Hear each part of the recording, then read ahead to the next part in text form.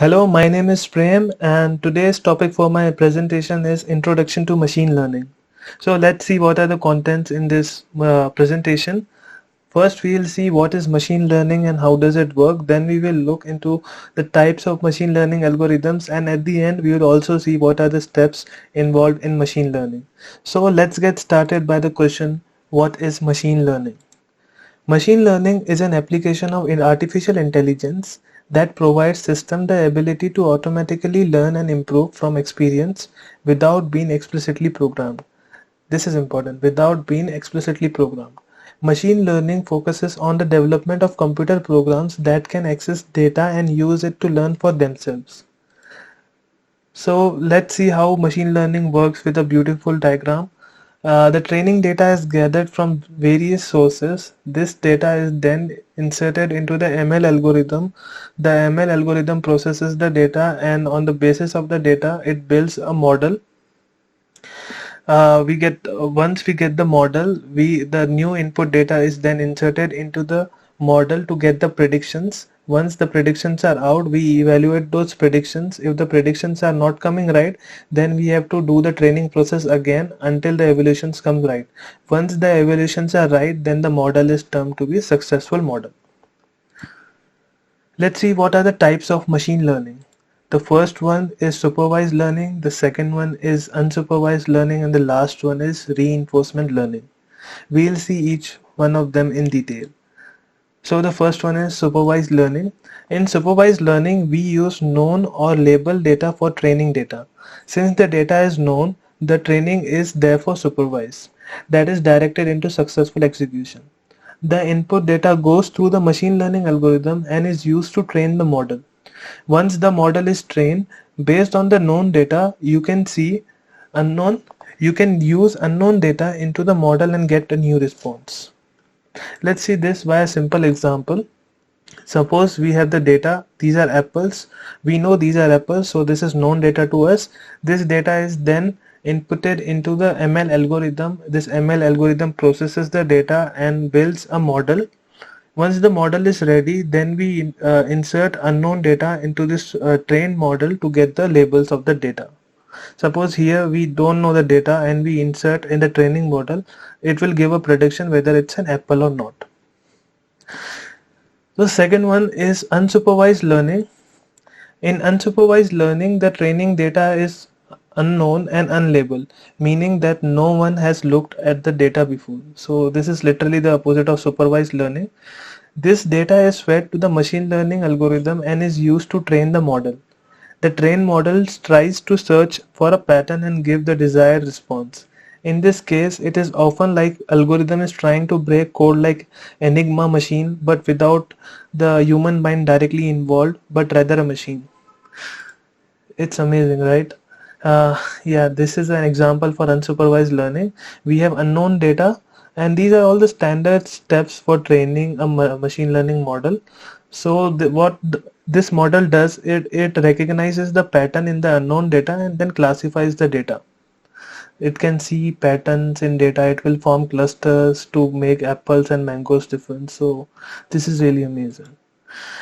Then we come to the last type, that is reinforcement learning. Like traditional types of data analysis, here the algorithm discovers the data through a process of trial and error and then decides what actions results in higher rewards. Three major components make up reinforcement learning: the agent, the environment, and the actions. The agent is the learner or decision maker. The environment includes everything that the agent interacts with, and the actions are what the agent does. Reinforcement learning occurs when the agent chooses actions that maximizes the expected reward over a given time. This is easiest to achieve when the agent is working within a sound policy framework. Let's see this by this example. So the agent here is a robot. In environment we have fire and tap water. The first step is the agent will observe the environment, and there is a action policy.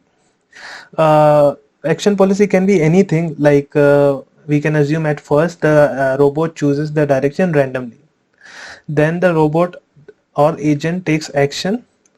So here we have randomly. So suppose we are going to write. It's a random decision. Right. So accordingly we'll get penalty or reward. Here the robot encounters fires and there is a penalty of 50 points. And now the robot realizes fire is bad and next time we have to avoid it. Instead we have to go in the opposite direction. So we have to update the policy accordingly and we have to iterate this process until the optimal policy is found. Let's see what are the steps involved in machine learning. So in total there are 5 steps. The first one is data gathering, collect data from various sources. The second one is data pre-processing. Most of the data scientists, data analysts spends time on data processing. The third one is feature engineering. Fourth one is algorithm selection and training, selecting the right algorithm according to business problem or whatever problem you're having. And the last one is making predictions. So let's get started by data gathering.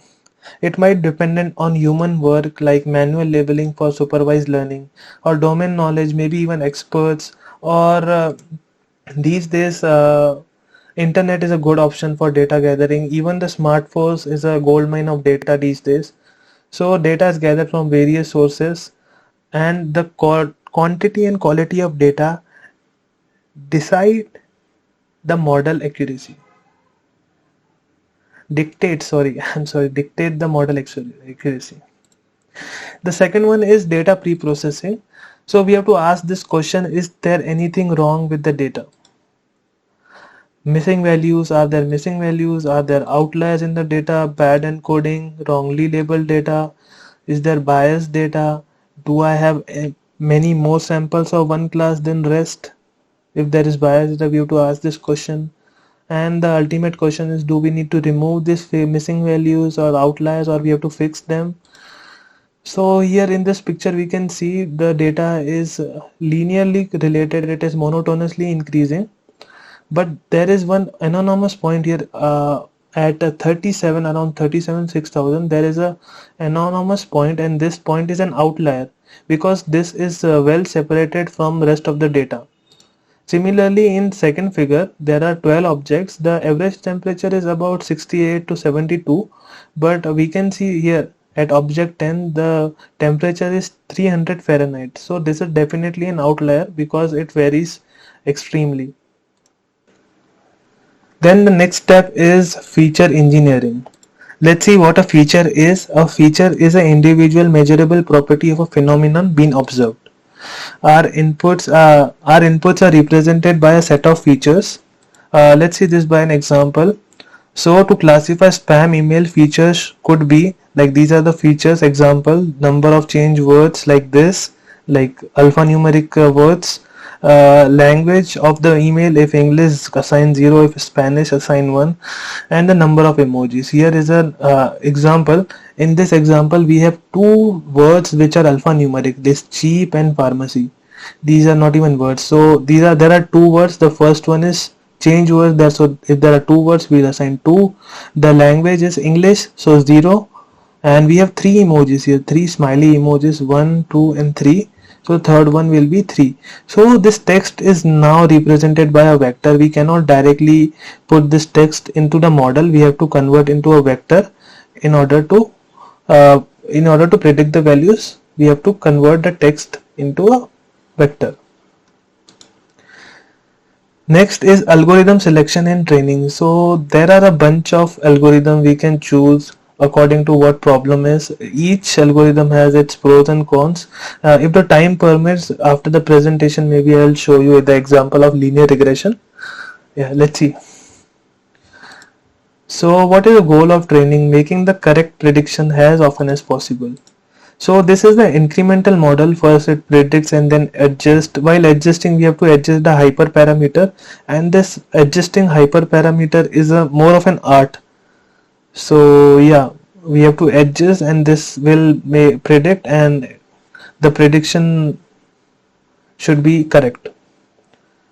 Also there are metrics for evaluating performance like log loss, R square, F1 score.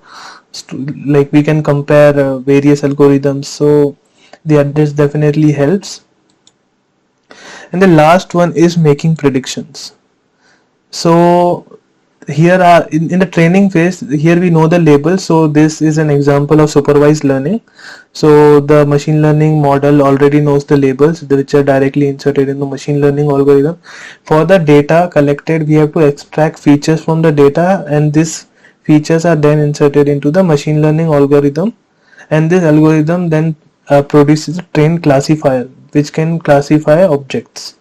So in the prediction phase, we have the data. We have to extract features from the data, and by putting the features into the train classifier, we get the label of the data. So yeah, with this, my presentation is over. Thank you for staying tuned. Also, I will show you this linear regression example. Just to save time, I drew this before the class. Yeah, suppose we want to train a model which predicts height. There are a bunch of features. There is weight, there is gender, skin color. These we input these features in this model, and we get output output as height. This is a regression problem because we are predicting a continuous value. There are two types of problem: regression and classification. We are not classifying things, we are predicting a real value. So this is termed as regression problem. So let's see what linear regression is. So I have weight here and height. Usually weight increases with increase in height. Of course there will be some exceptional cases, but usually this is the case. With height, a weight also increases. So linear regression, what it tries to do is it will try to fit a line, like I will draw a line, which will best represent this data, best represent this data. Yeah. So the whole objective of linear regression is to draw this line. With this line, we can predict height with any given weight. So yeah, the equation of this line is represented by this height is equal to wx plus w naught, and this looks very similar to the equation of line that we have seen like in our 10th and 11th standard. This is 2D example, so we have to fit a line. If we have three features, if the data is 3D, then we have to fit a plane. If the data is 4D, 5D, ND, then we have to fit a hyperplane accordingly to get the predictions. Okay, let's assume this point. At this point, suppose the weight is 70, and this is the actual height, and this will be the predicted height because it's on the line. This will be the predicted height, and this will be the actual height.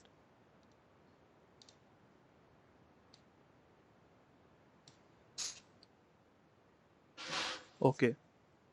So yeah, this actual height is represented by y, and this predicted height is represented by y hat. And notice there is some gap between this predicted height and actual height. This gap is termed to be an error. This is an error. If the point is on line, the actual, for example, this point. For this point, the actual height and the predicted height are the same, so the error will be 0. There is no difference between them. I have also written this equation here of error y minus y naught, y hat. So if the actual height is below this line, then the error will be negative. If it is above the line, the error will be positive. So we have to minimize this error in linear regression.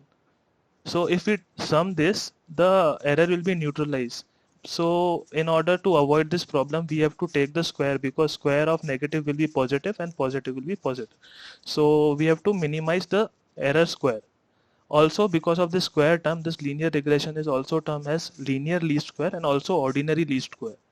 So this is the mathematical formulation of linear regression. This is the optimum W. We can find the optimal W by arg minimum of like minimizing the error over all the points. This is summation of all the points. If there are n points, we have to do for the all points. So one technique to solve this optimization problem is gradient descent. I will not go into much detail because of the time constraint. Suppose this is the error, graph of error that we saw. So in gradient descent, the first step is to choose any random point. Here, suppose I choose this point. In this point, the error is very high. So in first iteration, the gradient descent tries to lower the error. Suppose the error will be here, then here, and eventually the error will be converging to this minima here. This is called the minimum of this graph. With gradient descent, we will get the minimum, and then we are good to go. I'm not going into much detail. Maybe in the later part we can see this. So suppose we use this gradient descent and we get optimal W and W naught. Suppose the optimal W is 20 and the optimal W naught is 10. Now we can predict any height given weight. Suppose my weight is 70 and I want my height. So by just putting this 70 into this equation, we can get the height, like 20 into 70 plus 10. How much it is? 140 plus 10, 150. If my height is 80, 20 into 80 is 160 plus 10, 170. So it is really elegant. Yes, this was my presentation. If anyone has questions, I am open. Please ask, you can ask.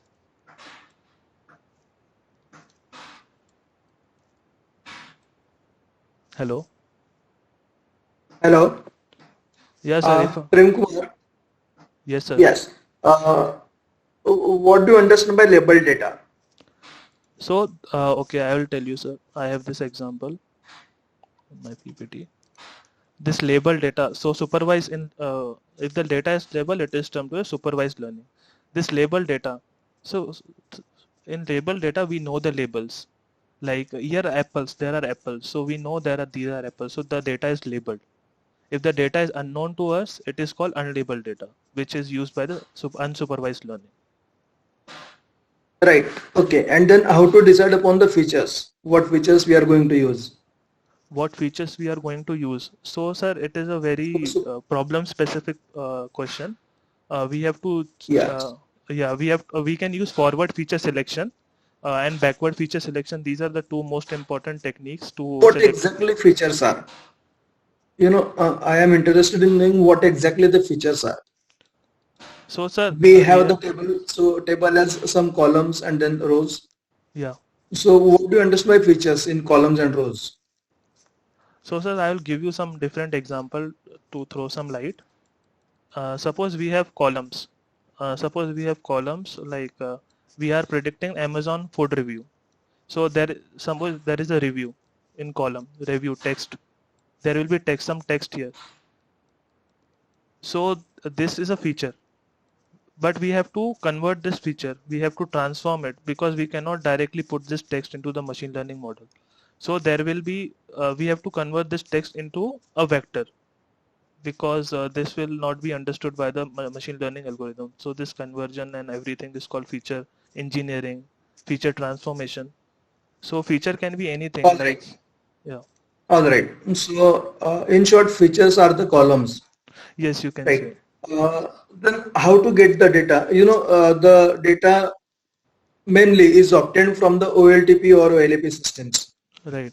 And then the data that we obtain from OLTP and OLAP systems, we cannot directly use for the purpose of machine learning. Right. So what operations we need to perform on it? Sir, if the data is relational, then we can use SQL and SQLite.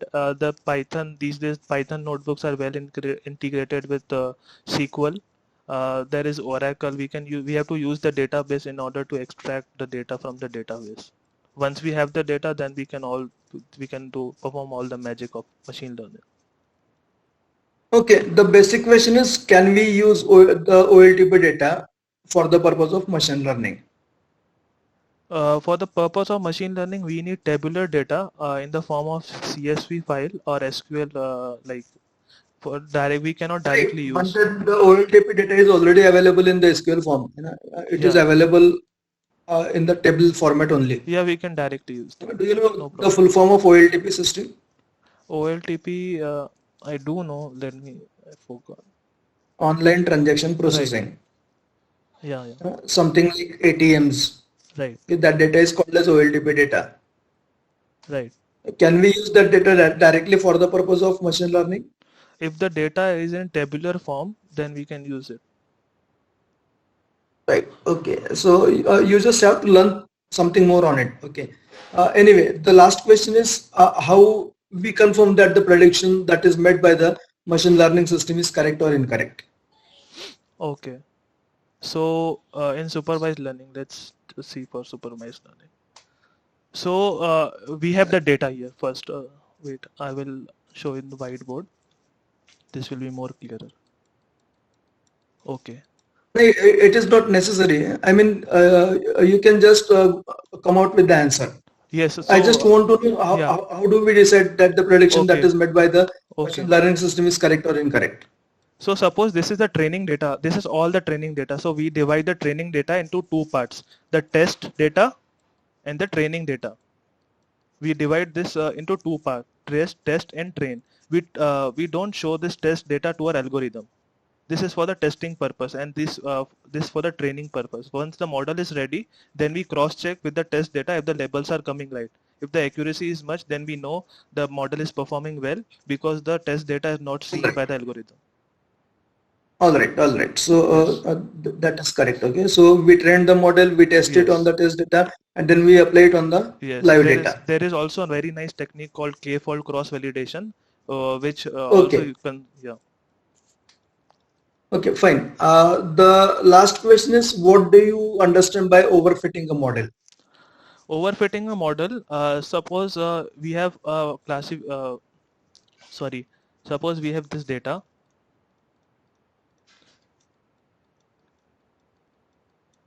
X is positive and point is negative. Suppose we are using KNN. If the data is overfitted, then it tries to suppose this I'm drawing a decision surface. It will try to fit every point here, every point. So decision surface will be like this. It is overfitting the data. The accuracy on the training data will be very nice, but the accuracy will be very low for the testing data. So this is called overfitting because it tries to fit each and every point in the data, and this messes the system. So we have to uh, see overfitting and underfitting because it is very important. It decides the accuracy of the algorithm. It was a nice effort. Thank you very much. Thank you, sir. Okay. If you want, you can leave the meeting. Thank you, sir.